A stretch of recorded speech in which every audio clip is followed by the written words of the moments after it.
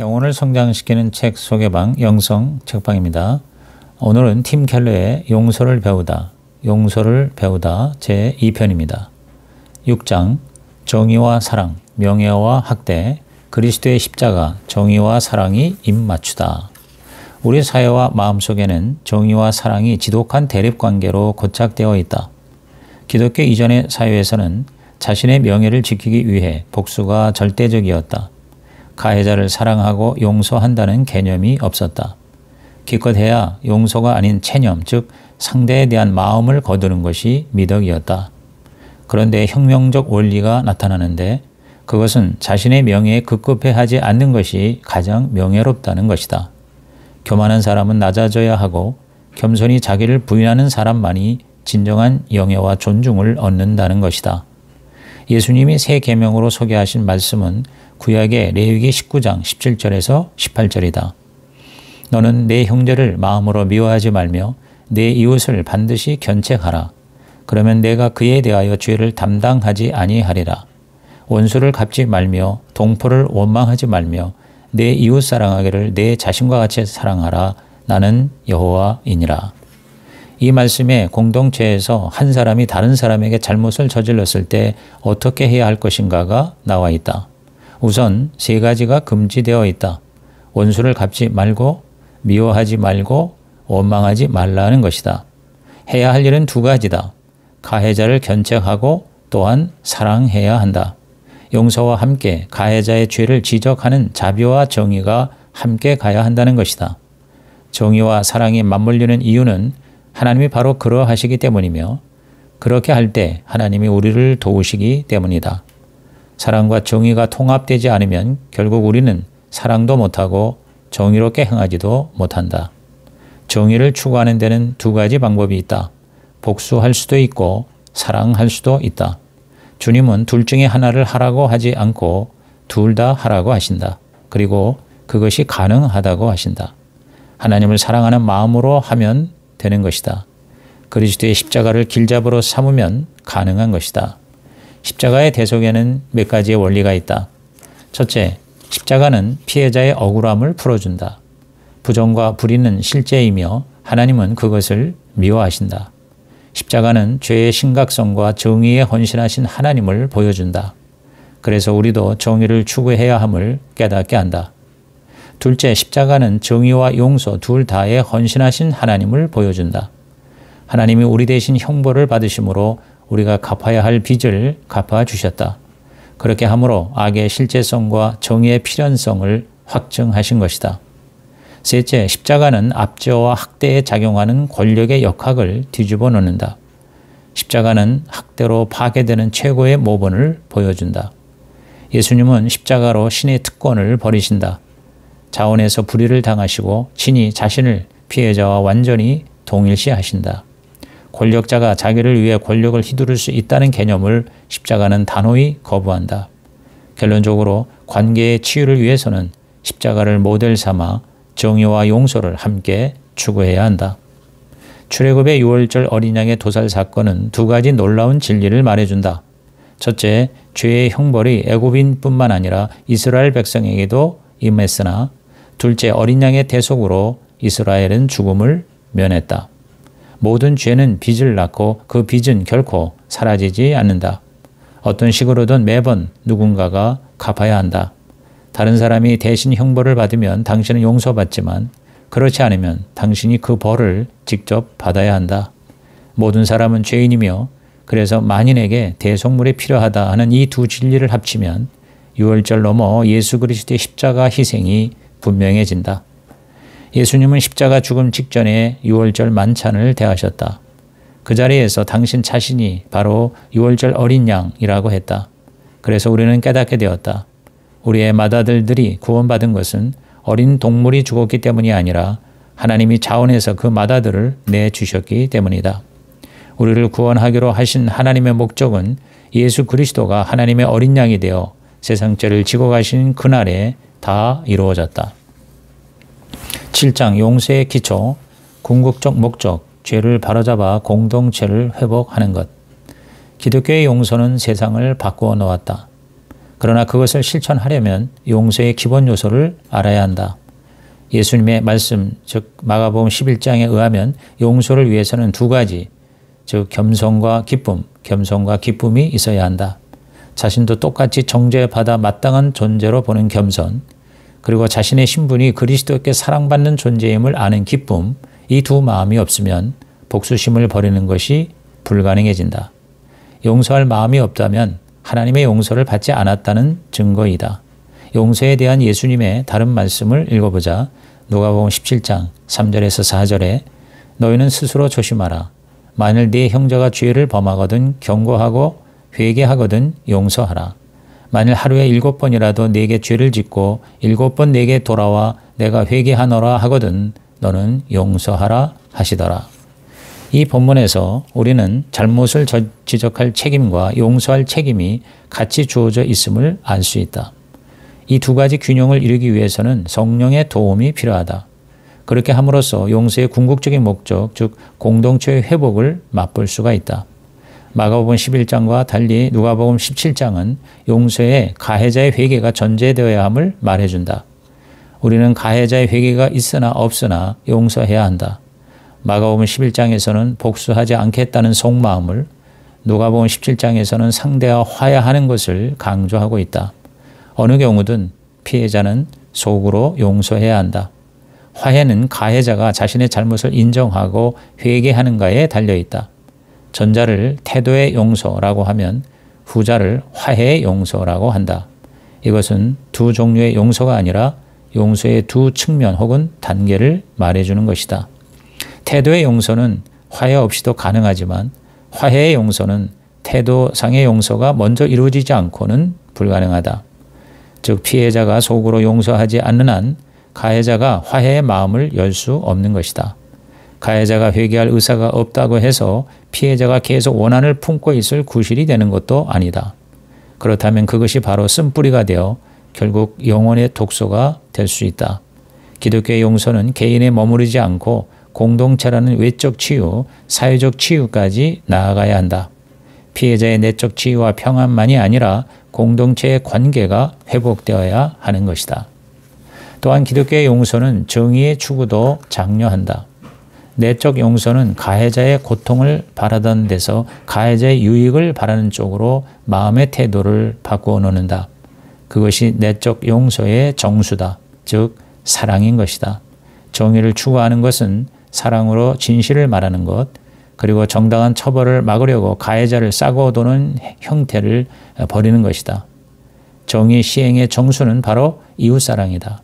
그럴 때 정의와 용서를 함께 추구하는 것이 가능해진다.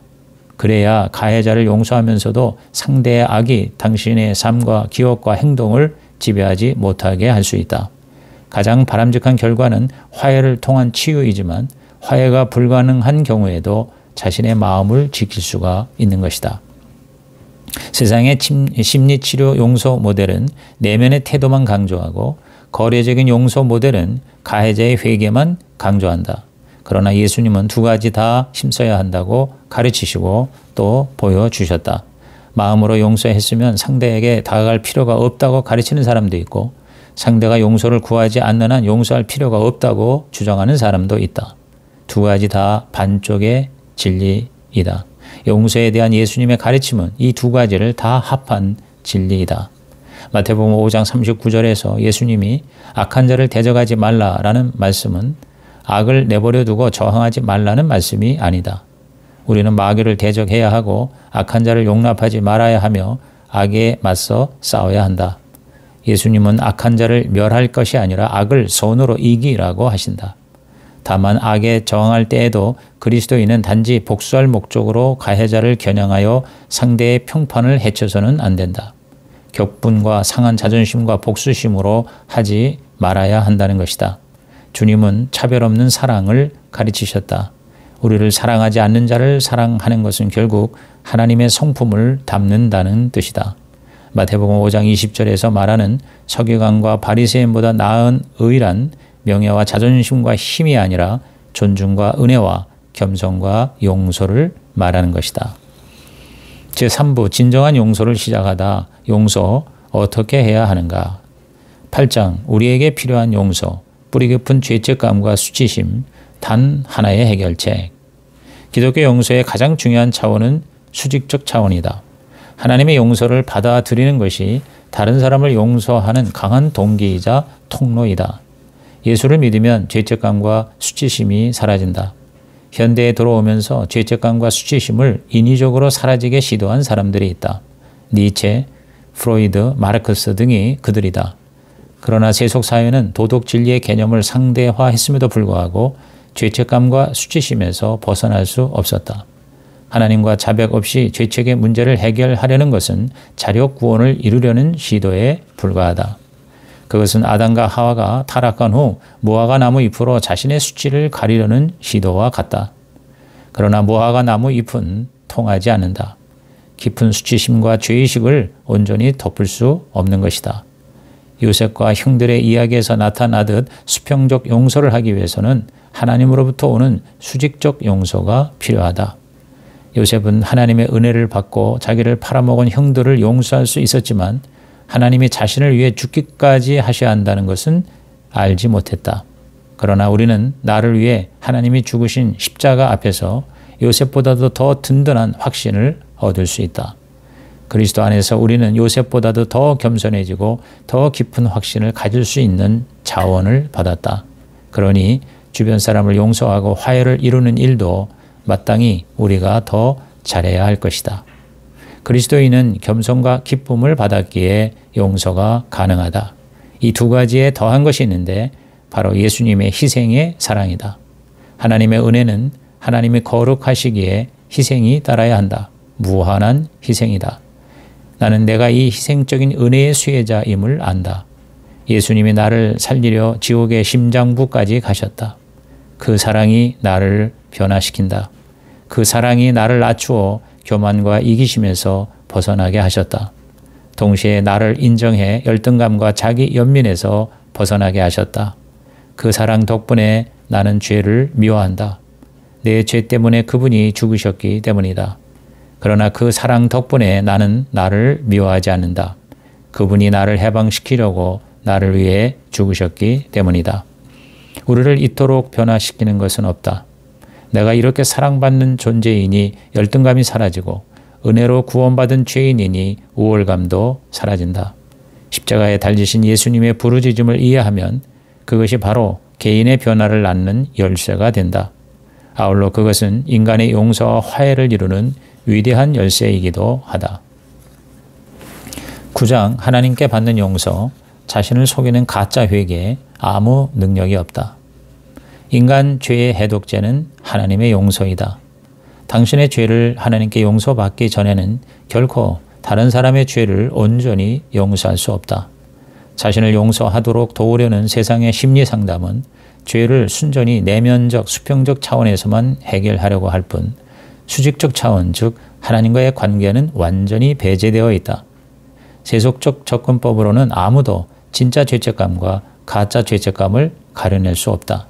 게다가 상대에게 용서를 구하는 등 모든 요건을 이행하고도 자신의 죄책감과 수치감을 떨치지 못하는 사람이 대다수이다. 성경은 요한일서 3장 20절에서 우리 마음이 혹 우리를 책망할 일이 있어도 하나님은 우리의 마음보다 크시다라고 했다. 오직 하나님만이 우리의 정체성과 행위를 최종 판단하신다. 그러기에 그래야만 하나님은 우리 마음의 죄책감과 자책을 뒤엎으실 수 있다. 하나님은 우리에게 용서했노라고 말씀하시면 우리는 용서받은 것이므로 안심할 수가 있는 것이다. 세상은 용서가 아니라 축소를 말한다. 기독교는 죄의 악한 성질을 축소하지 않으면서도 죄책감을 해결할 강력한 해독제를 내놓는다. 바로 하나님의 용서다. 하나님의 용서를 경험하려면 반드시 올바른 죄책감을 가지고 하나님을 의지해야 한다. 인간의 죄책감에는 두 종류가 있다. 참된 죄책감과 가짜 죄책감이다. 죄책감의 문제로 사람을 도우려면 진짜 하나님의 뜻과 말씀을 어겼는지부터 물어보아야 한다. 사람들의 요청에 다 응해주지 못하는 것은 죄책감을 느낄 일이 아니다. 당신은 하나님의 말씀에 명하신 일에 대해서만 수행할 의무가 있다. 참된 죄책감은 시간이 지나지 않아도 치유되지 않는다. 참된 죄책감을 해결하려면 그것을 가지고 하나님의 은혜와 자비 앞에 나아가는 길밖에 없다. 반면 거짓된 죄책감은 도덕적 노력과 기도로 치유되지 않는다. 하나님의 말씀과 뜻에 비추어 바로 아는 길밖에는 없다. 인생을 완전히 망쳤더라도 당신에게 헤어날 길은 바로 회개하는 것이다. 회개는 과정이다. 시편 51편의 다윗의 회개를 통해 그 과정을 알 수 있다. 우선 세 가지, 즉 죄의 정당화, 책임 전가, 그리고 비난이 과정되었다고 우기는 책임 회피를 피해야 한다. 책임 회피는 가장 위험한 일이다. 회개는 책임 회피가 끝나는 데서, 즉 모두 제 책임입니다 라고 인정하는 것에서 출발한다. 또 다른 가짜 회개는 자기 연민이다. 진정한 회개는 죄 자체를 슬퍼하고 그 죄 때문에 하나님을 욕되게 한 것을 슬퍼한다. 그러나 가짜 회개는 죄의 결과를 슬퍼하고 그 죄 때문에 자신에게 닥쳐온 고난을 슬퍼한다. 다윗은 죄의 결과가 아닌 죄 자체를 슬퍼했다. 사람에게 범한 죄 이전에 하나님께 지은 죄를 통해 자백했다. 자기 연민이 아닌 하나님께 저지른 죄에 집중한 것이다. 죄를 안타까워하는 대신 자기를 불쌍히 여기는 자기 연민은 결코 변화를 낳지 못한다. 자기 연민은 자아 도취에 불과하다. 당신이 하나님의 율법을 어긴 것이 아니라 그분의 마음을 아프게 했고 그분을 욕되고 슬프게 했음을 깨달아야 변화가 시작되는 것이다. 진정한 회개는 책임 회피가 끝나는 데서 시작되듯이 또한 자기 연민이 끝나는 데서 시작된다. 율법적 회개는 주로 형벌에 대한 두려움에서 기인한다. 그러나 참된 복음적 회개는 하나님의 선하심을 생각하고 그리하여 자신의 배은 망덕과 사랑 없음을 깨닫는 데서 비롯된다. 반대쪽 극단의 가짜 회개도 있다. 이른바 자학이다. 스스로 죄를 사해보려는 자기 혐오식의 참여는 그 반대적 자신에게 아무런 잘못도 없다는 교만한 부정만큼이나 하나님의 용서를 거부하는 행위다. 양쪽 다 일종의 독선인 것이다. 자책은 최악의 악보다 별로 나을 게 없다. 하나님께 용서받는 원리는 단순하다. 회개하고 자비를 구하면 된다. 참된 회개는 아무 일도 없었다는 은폐, 정말 내 잘못이 아니야 라는 책임 회피, 내가 이게 웬 고생이야 라는 자기 연민, 내가 아주 비참해지면 아무도 나를 비난하지 못하겠지 라는 자학이 끝나는 데서 시작된다. 책임 회피와 자기 연민과 자학이 가짜 회개라면 우리를 하나님과 이어주는 참된 회개는 무엇일까? 잠언서 28장 13절에 보면 자기의 죄를 숨기는 자는 형통하지 못하나 죄를 자복하고 버리는 자는 불쌍히 여김을 받으리라고 했다. 우선 숨기지 말고 자복해야 한다. 그리고 죄를 버려야 한다. 죄의 자백과 인정만으로는 부족하다. 마음가짐과 실제 행동 모두 악한 행실을 완전히 끊어버려야 한다. 세례 요한이 말한 대로 회개에 합당한 열매를 맺어야 한다. 참된 회개란 잘못을 인정하는 것을 넘어 마음으로 죄를 미워하며 변화를 계획하는 것이다. 감상이 아니라 행동인 것이다. 마지막으로 회개는 기쁨이 따라야 한다. 하나님의 값없는 자비를 기뻐해야 한다. 기쁨 없는 회개는 절망을 낳는다. 회개의 세 번째 행동은 하나님의 불쌍히 여김, 즉 값없는 자비를 기꺼이 수용하는 것이다. 자신의 죄성을 더 절감할수록 하나님의 끝없는 자비를 깨닫고 그 은혜에 경탄해야 한다. 요약하면 회개는 책임 회피와 자기 연민과 독선적 절망이 끝나야 시작된다. 죄를 자백하고 버리고 값없는 은혜를 받아들이는 것이다. 그럴 때 죄책감과 수치심의 먹구름이 사라지고 우리의 입에서 찬송이 터져 나올 수 있는 것이다. 그렇게 하는 한 가지 방법은 하나님의 용서를 직접 가르치는 성경 말씀들을 수시로 찾아 공부하고 묵상하는 것이다. 그리고 용서의 교리를 더욱 깊이 공부하는 것이다. 우리의 죄값을 예수님이 대신 다 치르셨다는 대속의 교리와 그리스도를 믿으면 그분의 의와 완전 무결한 이력이 법적으로 우리에게 전가된다는 칭의의 교리 등을 깨닫는 것이다. 그 교리의 핵심은 예수님과의 연합이다. 하나님 아버지께서 보시기에 우리는 예수 그리스도와 온전히 연합되어 있어서 그분은 우리를 보실 때 예수님을 보신다. 그것이 바로 바울이 수없이 이야기한 그리스도 안에 혹은 그 안에라는 말이다. 그리스도는 우리의 대언자적 변호사이시다. 변호사는 의뢰인과 한 몸이 된다. 우리의 변호사이시니 그리스도도 우리를 위해 하나님 앞에 출두하신다. 우리는 그분께 묻어간다. 법정에서 하나님이 보고 듣고 평가하시는 대상은 우리가 아니라 그리스도이시다. 그리스도가 우리 입장을 대신 하시는 것이다. 가장 우수한 변호사가 나를 위해 옆에 계시니 우리가 자꾸 일어나 변명할 필요가 없다. 예수님의 변론에는 한 점 오류가 없다. 완벽하게 우리를 변호하시는 것이다.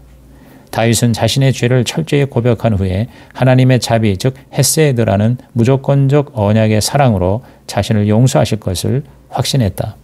자신이 죄인임을 알고 용서의 확신이 없으면 회개가 이루어지지 않는다. 하나님의 자비를 바라면서 자학하게 될 뿐이다. 반대로 용서의 확신은 있는데 자신이 본래 부적격자임을 깨닫지 못하면 자기 연민에 빠져서 변화되지 못한다. 다윗은 자신이 자격 미달임을 알고 철저히 낮아졌지만 동시에 온전한 용서를 받은 확신에 차 있었다. 우리도 예수님의 용서의 은혜를 그렇게 받아들여야 한다. 그것이 진정한 변화에 이르는 비결이다. 이상으로 팀 켈러의 용서를 배우다 제2편을 마칩니다.